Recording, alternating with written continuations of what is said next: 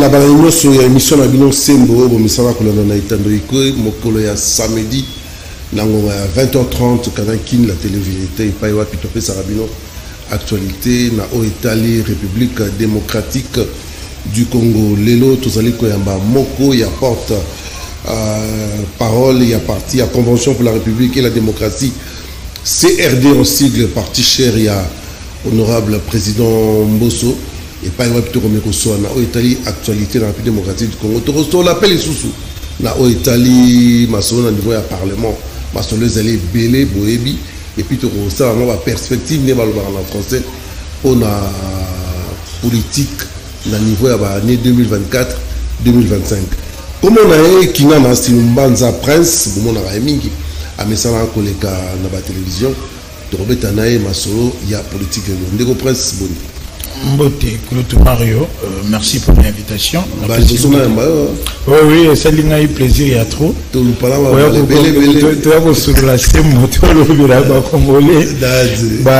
Vérité, surtout par rapport à Nungu, les gens disent que nous avons eu français. Parce que Kwado, comment est belé, comment on s'abonne à Mboka. Si on a fait ça, on va assister à la technique.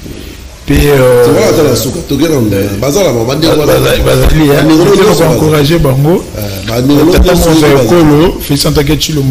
réitérer le soutien à Bissou que convention pour la démocratie à Christophe Mbosso elle est parmi les partis de Bosso et pour Narayo en tant que candidat dans l'élection 2023 et de remercier le peuple congolais en PSL sous second mandat na plus de 73,47%.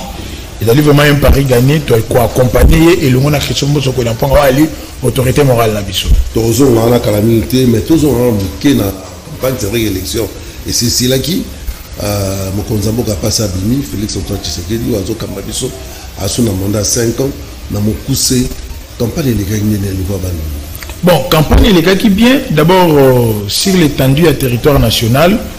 Union sacrée à la qui plateforme lingomba politique et accompagnant qui est tata monte ko le vision na yé candidature na yé ba ko bongama pour que ba grand leader nyo surtout par rapport à ba poids sociologique bisika ba uta ba yé ba ko espace naturel na bango ou na batanière na bango ne ba benga na ba fauve ba ko kende ko tata monte ko le pour que to luka to longa et tumba wana Christophe Mbosso a qui coordonnateur et à campagne tata monte ko le na grand bandondo adaki na ba sous coordination na ye ba ayeba composé na ba chaque grande ville en tout cas grand bandondo campagne de kaki malam na li ko remercier que ce Mbosso ko nyamponga peuple ya bandondo ville ya grand bandondo surtout pe nkolo parce qu'il y a accompagné qui biso daki na biso elongo même sous la pluie tout ça la campagne wana atana butu omoni batu bandai ko kosa ke bandondo ya li fief ya opposition badako benga yango ke ali fief ya ndeko Martin Fayulu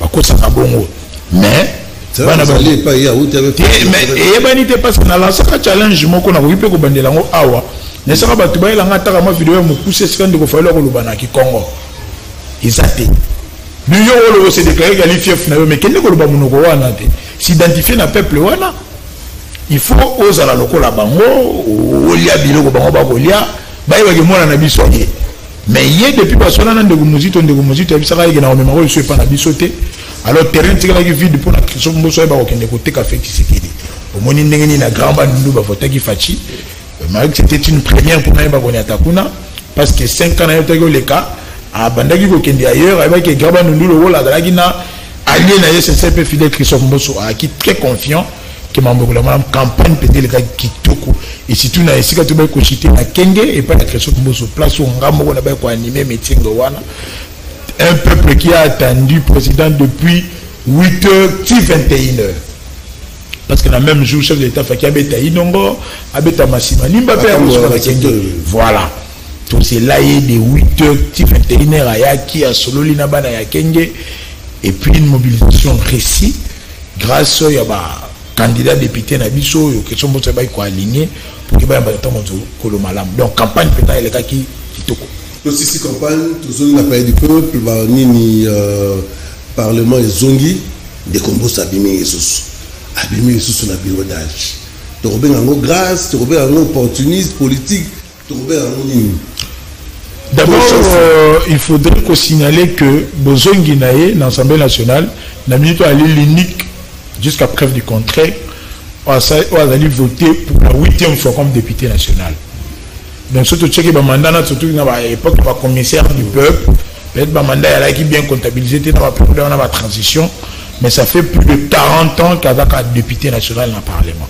Donc, c'était un record à battre, mais à Zongi, dans le bureau provisoire, en tant que président, par rapport à Ajnaï, à les doyens, il y a des députés surtout. Donc, il y a des Kouloutou dans le d'abord, Kouloutou, en termes, il y a Moussala Yango, il est le doyen 8 fois député national, mais Kouloutou en termes d'âge, parce que pour la bataille, Mboula, il a 81 ans, il a le bureau d'âge, puis il est assisté par 2 Benjamins, Serge Bahati, moi, il y a président Bahati, puis âgé Toto Moïse Matembo, moi, il y a âgé Matembo, de quoi aller dans CNI, on a constitué le bureau d'âge. Donc, pour Nabiso, il a d'abord remercier Tata Nzambe, parce qu'à Batelier, Mboula Naye, et celle qui arrive à Rokamba, Assemblée nationale provisoirement la Minito. Puis qu'on remercie effectivement ce qu'il dit. Aller sincère peu fidèle Nabiso, ou aller autorité politique à l'union sacrée, parce que accepter qu'il se comporter candidature, il y a Christophe Mbosso qui répond comme député national dans Kenge territoire. Donc on remercie peu base dans Kenge territoire parce que voter qui est massivement pour dans la réélu comme député national, il y a un d'aller au Kamba, bureau provisoire. Dans avant Toko dans le bureau définitif. Bango se basisi to comment on appelle Nekombo so avani les gars na bango ba ndeko so bazali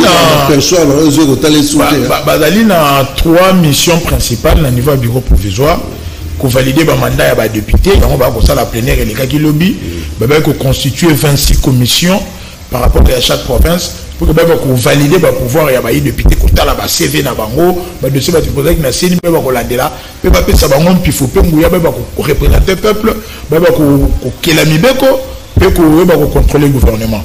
Il y a une mission qui confectionner, peut voter règlement intérieur. Peut mission ça tout, ils allaient organiser une élection pour le bureau définitif pour l'Assemblée nationale pendant 5 ans.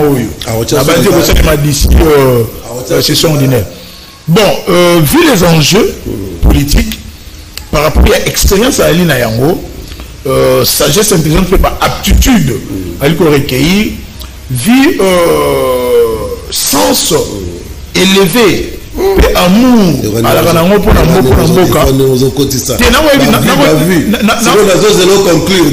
n'a défini mutu vu que vraiment n'ayez pas de la ranango il a l'olenge à yebi ko gérer l'endako yango na mandat ou eleki parce que à une dako yango 2 ans et demi kaka na 2 ans on a afuti ba nyongo ya ndeko mina il faut la afuti ba nyongo ya ndeko bosab afuti ba nyongo ya mama mabunda donc ba décompte final na bango ba bureau na bango pe aibi ko calmer ba tension et c'est que azala qui satisfait peuple ala qui fait makasi na parlement Christophe Mbosso en interne ba député ba déjà ba mort la bango bilo on a avantage à Christophe Mbosso individu à peuple congolais avantage à peuple congolais ala qui wapi na mandat ndeko na biso Mbosso azali parmi les 3 meilleurs présidents de l'Assemblée nationale les gens en Boka.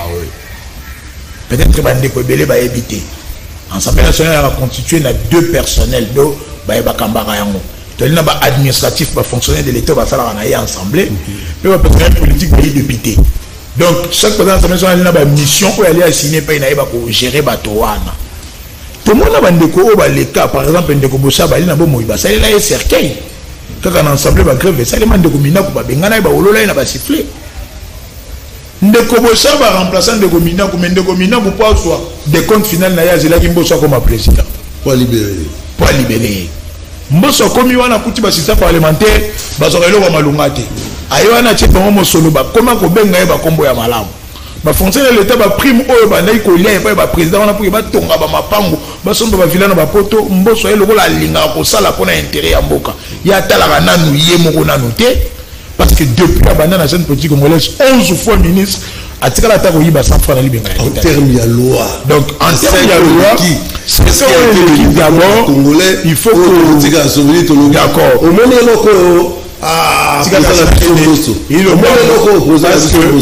il étant donné ali ngonga stabilité institutionnelle pour que Fatia ba kosala malamu ya limboso oyebi ndenge nini coalition FCC cache de Mabunda ne banda ko saboter tata moto ekolo alina akosala milulu ne va pas du peuple bango bakena bango kinga kati. Cette stabilité institutionnelle dans Mboka o ngaki me biso na crise entre le parlement et le président république muto sala qui a évité yango elle Christophe Mbosso. De deux, loi le loko ko sala ba réforme sur les magistrats. Ba magistrats c'est ba koti pour que la justice ali mala moté. Oh justice pour les nation. C'est la loi Mbosso yemo muta comment yango pa proposer yango. La loi sur la CNI o ko mi ko permettre ba mama ba ko ta ebelé. Ba ko étatique. Occasion de postuler parce que l'issue est aligné plus de 60% de femmes et qu'on fout en bon côté. Cette loi est mis dans le mandat en Mbosso. La gratuité de l'enseignement pour la pérenniser, il faut le cas par le Parlement, non? La loi sur la programmation militaire, et ça l'a mis sous Mbosso pour que l'épée s'amplifie dans ma pinga na biso. Le lot oyo, Pekisi, a tout ça dit rébellion de Nyoko Kota na armée na bisoté. La loi votée par l'Assemblée nationale interdisant tout brassage mixé dans la carte armée. Et c'est le mission Mbosso. Donc, Bamambo Salami est belé pour profiter d'un peuple congolais pour que Toeba Koloba Keba Sali Malam. Donc, par rapport à ça, 11 fois ministre, 8 fois député national, président d'un bureau d'ail provisoire, à 2 fois, président du bureau définitif, dans le mandat où il est qui, Mbosso Alali, candidat potentiel pour avoir un Kambali sous bureau définitif. Donc, possibilité à zone les alliés. Possibilité à lui parce que ma coquille peut aller. Tu as dit qu'il a été na confiance aux alliés, a partenaire na biso privilégié. Peut aller c'est chef de l'État, Félix Antoine Tshilombo. Avec l'expression de nos hommages les plus différents. Ndenge Ayebi loyauté et fidélité à Christophe Mbosso Nkodiampanga. Vu l'enjeu politique, pour que la biso na bibo koya, vu n'engoya ko lingela asala pour que le peuple congolais se retrouve ensemble national to poste ya président ensemble ali parmi ba poste ou takala pouvoir discrétionnaire à chef de l'État, akoyi ko tcha n'importe qui. Et c'est que là tu muto ali na boanya, muto ali na intelligence, muto ali na profil, muto wa ko maîtriser ba vendre maré parce que et le ko oyo to mibu oyo to ali na ngala mibu ya ba défi ebelé. Ba défi ko s'appelle ça Congomani, ba défi ko accompagner ay ba ko sa vision na ye. Et yemo ko ebi yango malamu ke l'unique parmi ba alliés na ye oyo akoki ko miser sérieux pour que ba réussir na ba défi tout peuple se retrouver à Mbosso Nkodia. Donc yango to ko ebi sa bande ko bali ko vaciller parce que na profiter dans le belango puis côté na bande ko belé ba ko sala nini parce que jusqu'à preuve du contraire Mbosso ali coordonnateur de l'Union sacrée. Même toi, président, la réunion tu as président. De sorte que mon école a une haute autorité politique. À Monique, et c'est que Moutuna abattre la ebonga naie pour que tu vas avancer parce qu'on a 2 ans où Mbosso a été président de l'Assemblée, tout mon école a 7 malam. On a 2 ans où Bemba a eu la défense, Marambo Tambo, on a 2 ans où Caméra a eu donc chaque minute garder ban et que de point la tata mon école parce qu'il y a pouvoir naie. Yango étant coordonnateur union sacrée. Parlement bandi à ça bandi ba réunion ya coucou pour la déstabiliser bandi comme sous banda zo bandi comme ça avancer bango akena bango bandi ba diabo ça on les autres panzala to ko bisa bandi ko wana surtout bandi ko ya IFDC ya lingomba politique ya ndeko bati lukwebo batika ko kokosa pe batika ko ya ko créer ba diffamation ko ya ko jeter bosototo poto na opprobre ni en français na moto vi na mobimba atika ko vivre na ba combine ya butu te ndeko bati ayebi ki Mbosso parce que ndeko bati pas comme politique lelo muto asala na mboka wa comme ministre de Christophe Mbosso na tanga mobutu tanga ko sala ba nungu na ye na société civile réunion wana ya la réunion il y a réseau parlementaire, il y a réseau de jeunes parlementaires. Il y aura un réseau de jeunes parlementaires, il y a un réseau de députés à moins de 50 ans. Moutokambara Yango est un député national au Guy Kalonji. Dans le cadre de député à moins de 50 ans, après ouverture, il y a session inaugurale de Salema Kiwana. Au niveau de la cercle laïs, le but pour l'expérience, inviter Christophe Mbosso à partager dans le moment où Mbosso a lié ni de près ni de loin dans la réunion. D'abord, on a choqué, bandeko bakolanda biso, à Kendaki Goutou réunion, on a demandé à inviter qui a délégué qui directeur de cabinet naïe, peut changer d'émission pour que pas de reporter. Na même réunion au bango bako kosa ke mboso sali réunion aluka a corrompre ba député pour que ba ko voter. Parce que ba to ya ndeko modeste ba ti pour la ya banga bangaka akansaka ninga la ba combine Maradona ke ba tino to ba ko dribbler o mboso la ba je wana te na réunion wana mwana ya modeste ba tsakaraki. Serge Bahati, ça a moins de 50 ans. Il député, nous sommes moins de 50 ans, nous avons dit Elaïs, pour que nous ayons sur le bandeau constant, pour que nous ayons député et opposition, nous avons sacré na cadre de député, moins de 50 ans, nous avons souhaité le bienvenu, le mandat et l'amour, nous avons solo là-bas, c'est partager l'expérience et à l'île réseau existera depuis. Nous avons dit président la ligne de Ogi Kalonji, Eli Achango, na terre jaune. Ogi Kalonji, à l'île sauté. Nous avons convoqué qui réunion là parce qu'il faut un protocole à niveau perchoir. Mais vous savez, député, nous sommes moins de 50 ans dans le cadre de la région d'Abisso, tout le temps, c'est qu'elle a invité Mbosso. Pour qu'il y ait la pareille activité dans l'événement. Il y a la jeunesse qui est chargée à déléguer qui était des cabinets à Kenda qui était. Mais bon, on va aller au Banga. Parce que poste l'Assemblée nationale, elle est la présidente de l'Assemblée, elle est poste Outaka, n'a pouvoir discrétionnaire à chef de l'État. Et c'est qu'elle est un dévoué à la nation. On a la symbole de la bonne gestion. On a la moutoumoro intègre, un patriote, moutoumoro en bon terme, en parfum de cet été, n'a tata monja écolo. Le rôle bango bali en parfum de cet été, n'a tata monja écolo, bali que mbosso n'a tata monja écolo, ali mosapina linzaka, bali m'a d'avoir jeté au port de Mbosso. Makambo wana ya kosalanga politique ya boye ali politique malamu. Mais dans le but ne prince limisanga na kato malo, le limisanga pena. Mais ni bino na niveau ino sacré. Ok, nous allons linga benda dra côté. Ok, ne caméra linga sa eloko nae. Ok, ne bo batonga ki o alinga za kuna. Est-ce que boyo kanza na ino sacré la bino? Union sacré boyo gagner ali parce que mon sala union sacré ali vivant. Comme on a Félix Antoine Tshisekedi le mot président de la République. Vision na ali Congo ya sika. Un Congo grand retrouvé, un Congo émergent à travers la réforme, la refondation de l'État.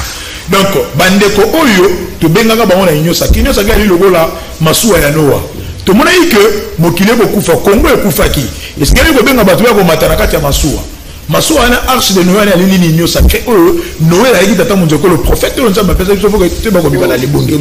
mais chaque moutou a une éducation politique, chaque moutou a une mentalité. Non, non, et elle est permittée. On est au caméra à rébellion, on est au caméra à gourmandise politique. On a roloba. Bandego, on est basé là que. Tokangi les gens Nzoko tokangi tout la papa ali nanda kwa bako kabola sous sa sagesse fait discrétion na ye ensemble na ndenge pouvoir ya motona motope eseli na makasi na ye na c'est pas compétence pe ba aptitude physique et politique scientifique ya motona motope ko tcha expliquer pour que mosala sa malamu bango bakomi ko wela ba faire chanter tata monja ekolo siko système wana ya kosaka ba chantage yango mutu bomaka mboka abi alingi parlement vital caméra alingi parlement non na ebisio awake poste ya président de l'Assemblée nationale na poste ya premier ministre ali ba poste de bapesaka moto nyonso to te bapesaka azali intègre bapesaka moto ali dévoué à la nation bapesaka moto ali na lobi intègre justice et azalaka wana nali ko reconnaître ndeko caméra ali parmi ba président ba général qui ensemble malamu mais par rapport à ba défi auto ali na yango na minute oyo est-ce que ndeko caméra akokoka ko conduire ensemble wana est-ce que na ba plainte ta monjo kolo na ndinga ko mona la vision na ye akolinga ete caméra ya mema ce sont des questions où seul le chef de l'État peut répondre parce que majorité la minute ali ya union sacrée tata monzo ko mutu ba ko kabola nzo yozo boy parce que peuple a besoin de travailler ce n'est pas le moment où ça va gourmandise politique tout comme intérêt privé faut tout comme intérêt public et commun ba intérêt de l'État ba intérêt républicain il y a on a s'appelle la Mbosso parce que Mbosso c'était un républicain depuis l'époque il y a Mobutu il ne se plaignait pas il attendait ba placer pour que à la qui sait quoi il est capable de travailler à travers de Kabila à travers qu'on se plaint de l'État grand qu'il est tout sous son room avec un parcours élogieux et d'honneur. 4e personnalité du MPR chargée à l'idéologie, peu de stratégie. Aïe n'attend où Kabila va vice-ministère. Est-ce qu'on a un mandat en républicain le dit c'est une tâche où il fait ça melingai tikala kamba ekolo et c'est pas nécessairement moto o appelle singa moi de tata mon ekolo ayebile pourquoi mais bandeko bako ya na lokoso politique banakana yango na gourmandise exagéré bako luka ba faire tata mon ekolo ali makambo de sécurité au moins net ndenge bako miko sala bango moko ninga na ba mona bato ba sangana te o te asali boy pourquoi réseau des jeunes parlementaires ba sangani dans les cadres ya bango moko pour que bayamba na bango bilenge mwana na ye moko na kati ya réunion wana mais akotinda bacommunicateur na ye na tv bakolobo omboso asangisi bajeune parlementaire pour kaye bakocorrompre bango atikala wana mboso soki alobi atikala wana ekodépendre d'abord de 1 na tata monzo ya ekolo parce que c'est lui la haute autorité politique de l'union sacrée et l'union sacrée moto ali na majorité c'est lui qui va donner le mot d'ordre voter mboso et ali na volonté ya mboso te mais aussi soki atikili wana ali mpa kotala cv na ye nini ya sala nini ya sala nini ya koki kosala bamibu yali bamibu ya baenjeu politique ya makasi et soki kopesa bango moto ali na sagesse pe na expérience et mboso ali na profil idéal pour ke ayeba kozonga wana ekodépendre na tata monzo ekolo ekodépendre na baati te ekodépendre na kamere ete ekodépendre na bemba te na samba te prince imana na législature tozali kokota na niveau ya assemblée nationale oyebi ke baenjeu eza ebele badefi mpe eza ebele makambo eza ebele je crois que ezala babilo mosusu na constitution mpo baretouche oyo ezali ya kosimba ekozala mais bino déjà na niveau union sacré soki oyo ekei ekomi barébellion nyonso oyo bamosusu bakomi osala omoi te boso oyo parpiller bachance na bino au moment opportun boriske bokutala mpe badéputé mosusu basali bino face eza déjà danger na yango na ye naloba est ce que configuration actuelle ya union sacré eza la raison d'être to fo koretravaille yango totanga article 5 ya constitution pour comprendre que makambo bandeko bakosala eko-impacter nullement na union sacrée parce que l'union sacrée ali fruit à peuple ali représenté par Félix Antoine Tshilombo au regard de l'article 69 de la constitution. Le peuple a kolinga fachi, le peuple a lina fachi, le peuple a croire na fachi, ndeko nyonso to ba kotengama porte dans la grande main ouverte a koki ko keneto ko tikala na biso. Mais biso to kolinga ke ba nyonso to ba ko travailler pour la réélection de tata monzo ekolo. Ba nyonso to ba muyaki mayo pour que tata monzo ekolo ba ko zonga wana. Ba yo ba ko croire en fait c'est que koki ko changer ma na Congo, to tikala na bango tokende na bango ensemble ba mona ndenge ni Congo ekobonga. Article 5 a constitué le Bible. La souveraineté nationale appartient au peuple. Tout pouvoir émane du peuple qui l'exerce directement par voie de référendum ou d'élection et indirectement par ses représentants. C'est là qui s'y mini. Union sacrée et à le peuple. Pouvoir est outil pas inaye. Yo moto soko vandi boy na lo koso na yo. Wali ko linga ko kota na vision ya baninga te. Yo linyo lia ebele ko lika baninga na gourbanisme wana. Tokotika yo kende calmement. Pour que biso talina banje ko sala. Olobi likambo ya banje, oui, banje et surtout l'enjeu pour le peuple nyoto ali ko senga ya révision constitutionnelle parce que constitution est belligérant. Il faut que ça la constitution pour permettre que tout le monde doit il faut travailler pour l'intérêt de la population. Mais il faut qu'on passe à il faut qu'on passe à il faut qu'on passe à mutu ali capable d'une expérience il y a qu'on maîtriser avant de marrer. Mandat il y a eu des lois hautement politiques et les qui n'ont pas voté pas même Mboumayaba il y a les c'est même Batouel Managela parce que il y a eu un porteur de solutions inattendues avant que président a destiné à sa personne Christophe Mosoko Nyamponga entérinement y a un Denis Kadima la loi électorale loi sur la répartition y a bassieuge au moment que elle va loi oyo ba une opposition ba seli nungu et ba boycotter ba plénière ba bima koto église catholique lokola etengama déjà comment na une opposition ba seli nungu que sont en sage de la République en bibliothèque vivante akeya moni tata monzo ko lo tuko sala ndenge nini. Non moi je pense bosala boy a étudier yango a consulter ba couche nyonso a ba FCC boya bolingi nini Senko boya bino société civile bomoni nini allez bayokani atalisi bango voilà l'intérêt à ça ba voter ba loi wana est-ce que au mona avant parlement ya mboso ba loi ya bongo eleka ce que nous c'est pas na mboka donc il a qui c'est que ali na ba profil pour ka bango songa wana sur muto ali na ba profil pour ba le en français que l'homme qu'il faut à la place qu'il faut ba longola yeli kolo ya le coso politique la bâtiment ça fait plus de 40 ans la politique au batazo ba mboso a traversé le temps aux Mobutu aux Kabila Tata aux Kabila Mwana aujourd'hui président Félix Antoine Tshisekedi mandat 1 mandat 2 siko prince Tokolobani Mbosso Zali super président super motomael et Tony mais il y a avantage pour l'école il y a ça kaka yende fois bilenge batambola rambango même pas kayebi ntila n'est-ce pas? C'est-à-dire que le fait qu'à traverser l'âge, près de 50 ans dans cette politique congolaise, il faut comprendre que même en français, va contour, va méandre. La géopolitique en boka ayebi, en boka géostratégie ayebi. Il n'y a rien de nouveau sous le soleil, il n'y a surtout les ongaka, non? Si vous voulez la nuance ongaka, il faut qu'on refaire écolo. C'est ça la vision de Félix Tshisekedi, refonder l'État, la réorganiser. Pour que réelle émergence congolaise, il va vous dire. Mandat a placé en 6 axes. À lobby, sécurité à Baï Congomani, stabiliser le dollar, pouvoir d'achat et Bagobunga, diversification et économie. Tout le monde a l'économie effective, économie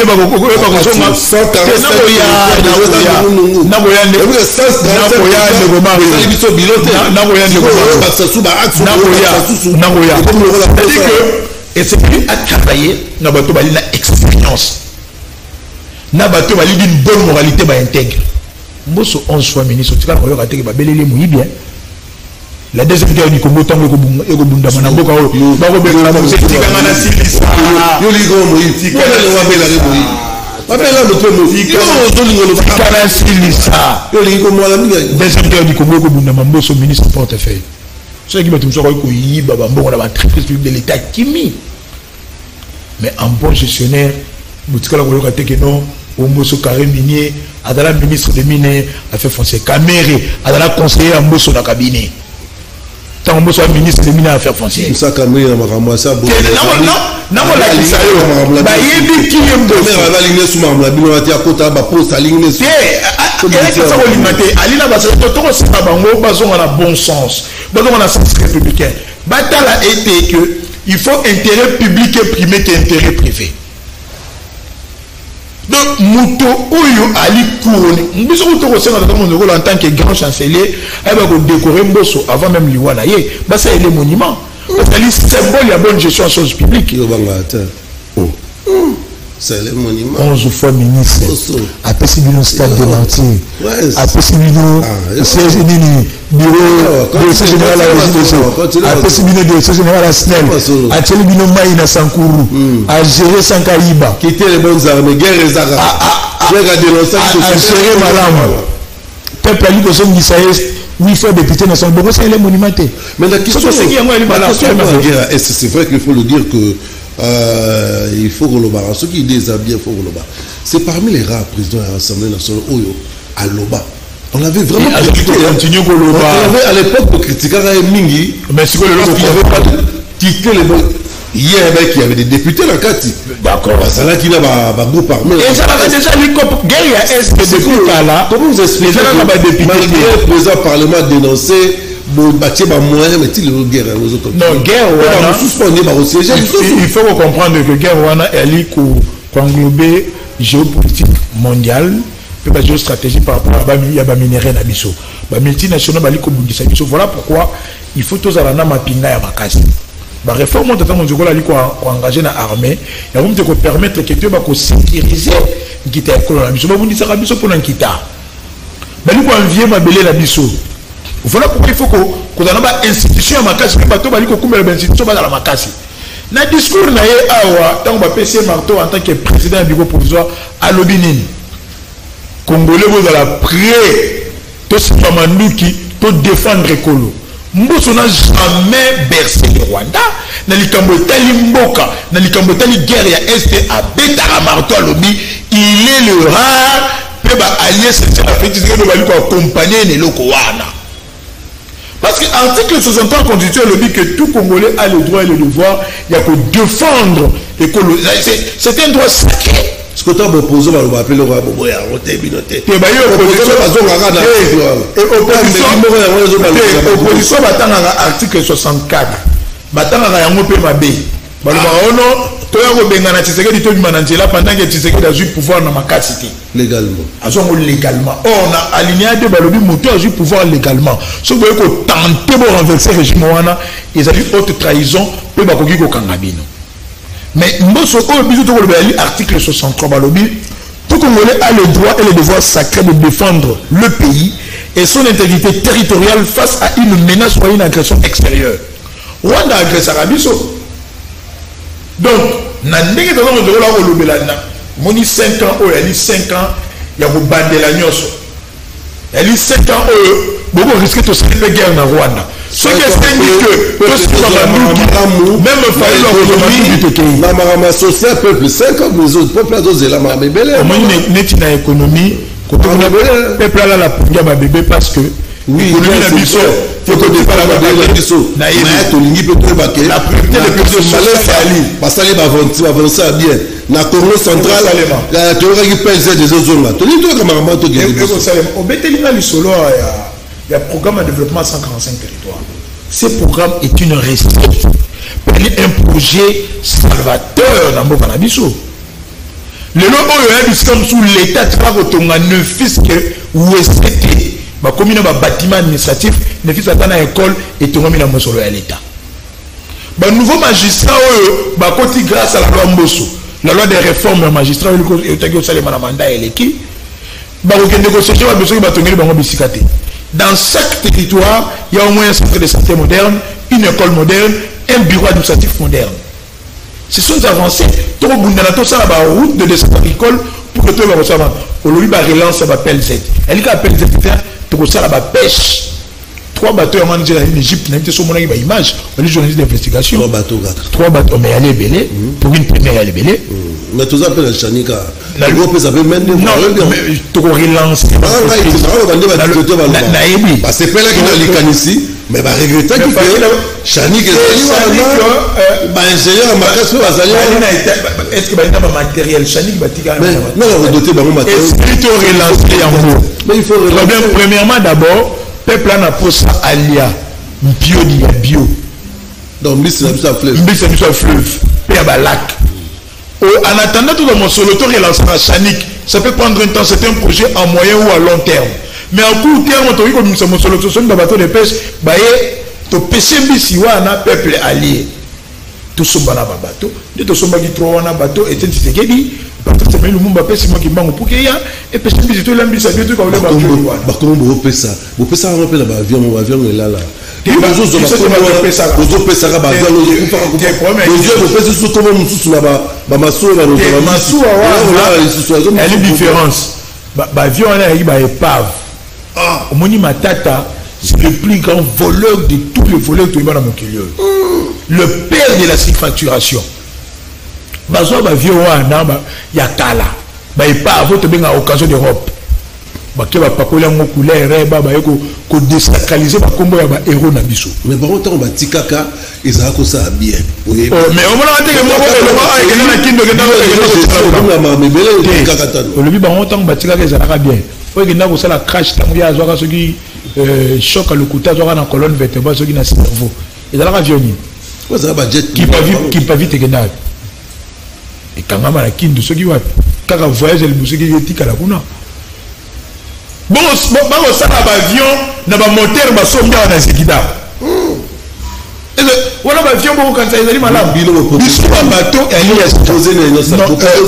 d'abord il y avait un projet qui m'a dit qu'on redéfinir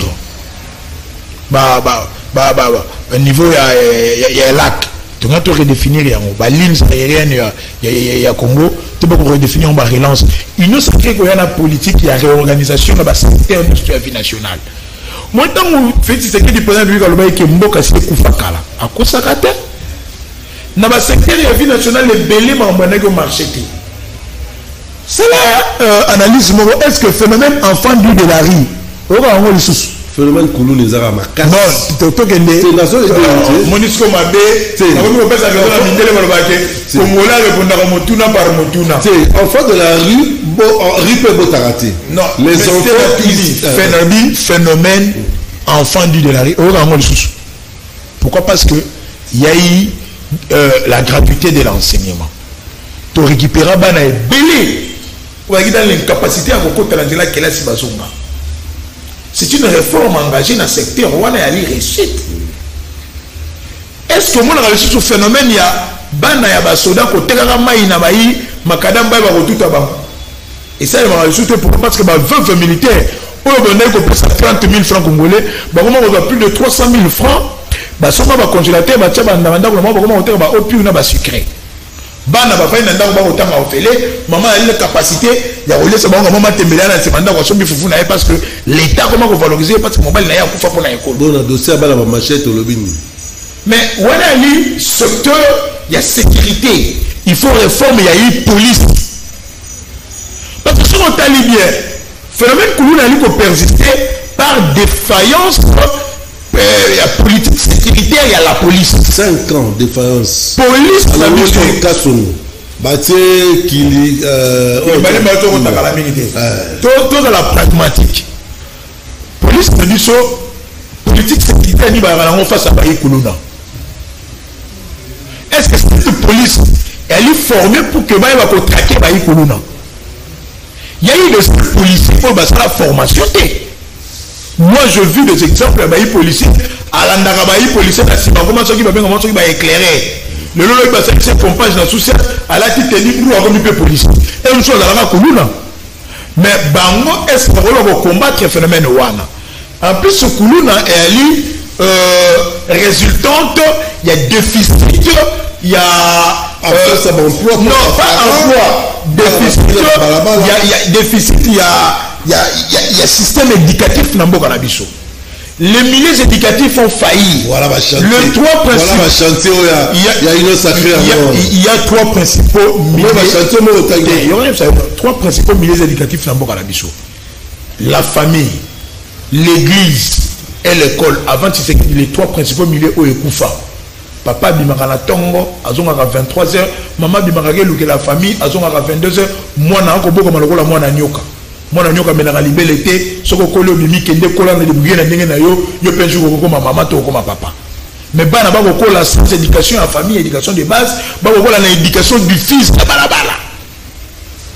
C'est un grand déficit, il y a ma casse pour c'est que biso to ba ko corriger. Il y a bibalé ecclésia. L'église a failli à sa mission principale pour éduquer. L'église va comment voter à Nîmes. Kindoki, Okobala, voyager. L'église Nyonso, catholique, vous te remet plus pire, comment voter à Katumbi. Voilà, l'église de réveil. Maintenant, église catholique, l'église équitablement population, église de réveil, Nyonso, il y a un pasteur. Église Nini, elle a eu membre à parti politique bâti présidentiel et catholique et veut dire qu'est-ce église bungi na militaire wala catholique alika vous mena kene na te pas denis le sikena que sambele pas mbongo c'est pas denis ça va ko luka ba libali ba ko bala la parce que non c'est-à-dire que ecclésia en général va faillir la mission na bango de 3 écoles avec la prolifération de l'école privée. Le secteur, le ministère, il y a éducation, au lieu de la ministère technique et l'éducation, parce que l'éducation c'est l'avenir du pays, mais comment il y a un ministère politique, il y a un meeting politique. Mais il y a un état wana, dans une année, 3 ans, il va changer son balamoko, il faut recadrer les choses. Il faut te poser fondation. Mon mandat c'est que ça la fondation. Mandat autour de la élévation. Beaucoup de gens que le peuple congolais à l'abri, il y a intempérie on est à l'île. Kolia, Moussala, parce que ma réforme l'administration est salénie. Bolobeli en moteur. Pendant la 3e trimestre, plus de 56 000 Congolais qui ont mis ça dans la fonction publique. L'administration elle est socle de développement en Boka. Et ça va dans bureau en fonction publique au Kende. Ce qui est na 8 heures au coup de bamoté. Au béti tout on a 10 heures au moins ils vont se 14 heures bureau et Kangami. Bon on va fonctionner pendant le foot à Mandengeni avant Tshisekedi. Donc il y a eu des avancées où ça avec fait Tshisekedi autocolique a été na deuxième mandat au Mambo c'est malade. Voilà pourquoi il lui faut que ba partenaire na ba allié na ba au kamba président ma union sacrée. Pe ba ndeko nyo soto ba li wana ba ye ba ko élever sens républicain et démocratique. Ba ko tombola maboko na ye pour te ba ko gende liboso. Comme on a un éco prince qui n'a pas Simbanza, il y a Zali porte-parole, il y a CRD, parti cher, il y a président Christophe Mbosso Kodia, convention pour la République et la démocratie, tous en la catégorie annoncée, Motoso Beta, Masolo, dans l'Italie politique, Tobeti Mimi, Masolo à partir de la CRD, Tobeti Masolo à niveau parlement, Tobeti Masolo dans l'Italie économie, Tobeti Masolo dans l'Italie social, tout le monde qui est pratiquement dans le souk, toujours chuté, des recoupants en salle, de tout la minute minute. Ndeko Prince, bon, tout le monde est là, on a mes consciences, législature à Sika et Bandi, mais tout le monde peut bilinguer, Bazali et Bélé. Il y a un jeune, c'est-à-dire par rapport à la politique, tout ça, là, je voulais dire. Est-ce que personnellement, ça vous fait quoi tant aux hommes, on a bilingué, mingi, par rapport à la politique, bah, il y a la politique. Et au salon, on a eu plaisir, il y a trop, mais il y a un combat mené par Félix Tshisekedi. Bon, mon équipe depuis comment la tête il y a beaucoup d'habitude à valoriser les jeunes à nos marabango à rappeler ça on poste de responsabilité c'est le moment jeunesse et s'approcher permet de la vie ou à battre la ligne tout ça même en faisant des erreurs tu dois corriger pour que le but soit destiné il y a beaucoup d'habitude n'a pas ça la malamu mais na ko senga na babilenge ba yeba ko copier ma bête ba ça la malamu pour que l'autre lobby to retomber na ma bamabe oyo bakulu to na bako salate parce que école na biso l'avenir ya mboka na biso ni na maboko ya ba jeune mobutu alobaka yango na koti na bokonzi na lina suki ya mwindo lobi kuna suki kokoma pembe l'autre lobi kuna mboka na kotika na maboko na maboko bilenge tanga ndaka loba yango bamboso bazaki ba jeune azoyer na université na Lubumbashi professeur à paritaire de quoi chef de travaux mais le professeur ordinaire, professeur des universités, parce qu'avant, on a en 2001, Mbosso enseigné dans l'université de Côte d'Ivoire, dans l'université de Cocody, puis en France, dans l'Institut de Paris. Mais le Mbosso a commis dans ce qui pembe, après qu'il est à 81 ans, Mobutu n'est plus là, Mboka a Mbosso, Bakamere,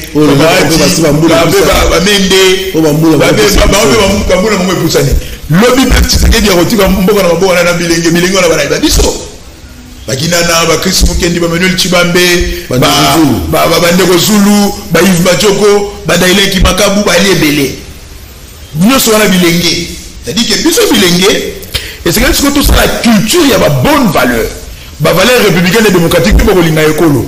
Et ce que peut apprendre, ma belle, nous sommes Bilenge, Mingi Alinini, tu as apprendre. Bilenge, tu as kota, tu tiens à nous liboso, tu zoua, tu bonga, tu lia. Mais tu as apprendre que tu as la scie à ta tête et micro pour que tu aies la passion, tu apprends même la erreur na bango, tu as place au bavio tane basali. Ah ben j'étais caméra au cré, personne n'a caméra sacré. Moi caméra. Ah au sali mabe, basala ka boyé. Moi caméra. Coalition la liga la moko union sacrée aussi na charte na yango. C'est la kaka wana premier ministre route na union sacrée tika le koso. Abiso fait pression to komona. Ah hello caméra ça il est dans la terre.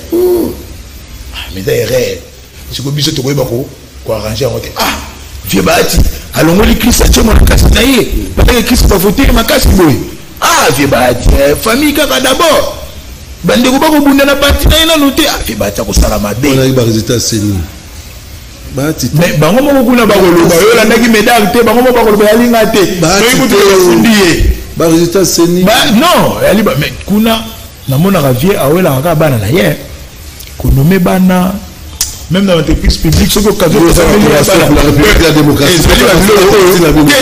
Donc, vous êtes ma solo à Congo. En général, c'est un bilingue de écarter, mais en apprenant de leurs erreurs. Gérer Mboka, traverser temps et c'est-à-dire discipliné, intègre d'une bonne moralité, pour que l'homme Mboka est là pour la mission bilingue. Presque il a tout comme la souka, Michael Misanga d'hiver, le botala match moins d'1 minute. Non, en tout cas, la CPL Makasi. Au moni, tout concours au bien de juste. Tant que l'on a monté au Kamba Ekolo, à l'Ipeto, après ça, Ekolo dans la Bogo Yanzambe, nous sommes tout même au Bogolona, tant que tu es liquide avec Tshisekedi et Robo Tamboma. Même Nabal et Marambouando Siba, même n'est-ce pas nous surtout équillé. Mandat au te sous les signes à récit. non moi bale kufa ki na mboka o championnat exacte mais le pas robeta makasi boy pe mama bale to succès ni na foot kufa kupa bola makambo ya te championnat te no côté ni te ba to kendaki to la ki parmi ba nation favorite te pour na gagner coupe mais on a appris de nos erreurs to li ko évoluer et le lot moni que tant équipe bandaki ba finition za la ki na noter au moins ba kambu ba ko sala mambo ki to côté cohésion parce que tant de jeux exacte koto kabulo amimi bana na ye babokilo na ye olia mema bandeko ba kende ko beta mbunda ko ke ba ko supporter ba Léopard amimi ba député amimi ba député ba sénateur amimi ba ministre ba supporter ba amimi ba ngote mais Léopard to faiblité biso pe koto na mboka to kende ko to ko bundele ko inda to mo ko le jour inégie que ça parce qu'ayebaki que ce qui est chaque Léopard est seulement kaka ban balimba befinga Tshisekedi baba lukela alors le rôle ensemble pas ko exceptionnalité Léopard y on a commis la demi-finale c'est-à-dire l'étape de demi-finale c'est to ko sala entraîneur ayeba ko sala recette mo malamu parce que tout est possible pour ramener la coupe. Merci Preskinana Silumbanza. Je rappelle vous êtes porte-parole, il y a CRD, il y a parti à Christophe Moto, Christophe Mbosso Kodia, Convention pour la République et la démocratie. En tout cas, la CPI merci. Mais tout est belé, mais remarquez. Parce que nous devons accompagner Félix Tshisekedi. Nous devons CRD surtout dans la Kimia, puis nous mettre en garde. FDC batika bilo ba ko sa na kombo ya Christophe Mbosso Kodia poma Mbosso pas comme président de l'Assemblée atika ko sala ba réunion moko boité bolelo ko sala pour la nini si vous devez attaquer quelqu'un attaquer Ogi Kalonji muto organiser qui réunion wana yi pe pour na mambo ya bureau provisoire te mwana na yo moko sa zo ata za lagi wana mais lelo ko tika ba communicateur ba ko finga Mbosso foko tika ba mambo yo Maradona muto dribble rapper ko sa ba tuna politique ya Congo to yebi ko mona ba to ko mina suka. Merci à l'équipe technique Kouparbola, Mike Kamaka, Véambata, Mona Barumu, Véambata, Mona Barumu. Mais voilà quoi, Gim Poutou, Pati Sumo, Manderonio Soba, Libota, donc Mambo Théâtre, Namsala, rediffuseuse Ali le dimanche. Nathan, et puis voilà, émission Zadjan à YouTube, Rolanda, Otala, Masoni Tosolaki. La chaîne canal Kin YouTube, canal Kin télévision, au Rolanda Neko Prince. C'est ma question, beaucoup mélanger à Mituna, dans la routine. Allez, tout ce qu'il y a. Merci.